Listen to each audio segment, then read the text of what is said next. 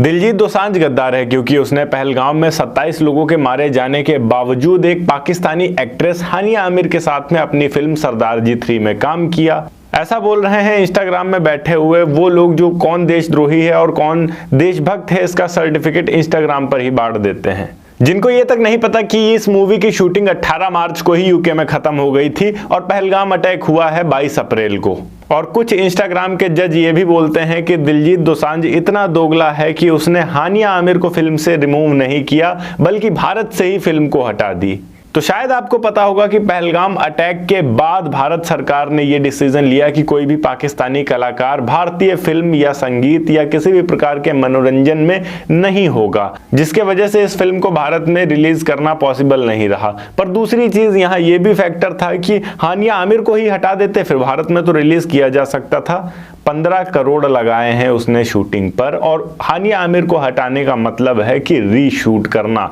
दोबारा से उतना समय देना, दोबारा से ही वो सारा सेटअप करना और दोबारा से ही उतना पैसा लगाना। ये इंस्टाग्राम के जज ऐसे जज हैं जिन्होंने जीवन में खुद से कभी 10 लाख रुपए तक नहीं कमाए हैं और ये 15 करोड़ रुपए दिलजीत दोसांझ को लगाने की सलाह देते हैं दोबारा से। अब वो अगर ये कहते हैं कि हम हानिया आमिर को इस फिल्म से हटा देंगे, हमें कोई आपत्ति नहीं है, पर आप हमें 15 करोड़ रुपए दीजिए, हम रीशूट करेंगे, तो किसी के जेब से 1 रुपया नहीं निकलने वाले हैं। अब दिलजीत दोसांझ से रिलेटेड किसी भी वीडियो को अगर उठाकर अभी आप देखेंगे तो उनके कमेंट गद्दार और खालिस्तानी से भरे हुए हैं। अब एक ऐसा व्यक्ति जो अपने आप को as an Indian worldwide represent करता है, उसको आप बार बार जबरदस्ती गद्दार और खालिस्तानी बोलेंगे तो उसके मन में क्या चलेगा और क्या पनपेगा। अमेरिका में बैठे खालिस्तानी लीडर, पन्नू, पाकिस्तान की कुछ ऐसी शक्तियां हैं, वो लोग तो ये चाहते हैं कि ऐसा हो भारत में, और जब भारतीय खुद से ऐसा करते हैं तो एक इंसान का मनोबल कहां तक टिकेगा। अब क्योंकि दिलजीत एक काफी बड़ी ऑडियंस को इन्फ्लुएंस करता है, पूरा पंजाब दिलजीत के सपोर्ट में खड़ा है,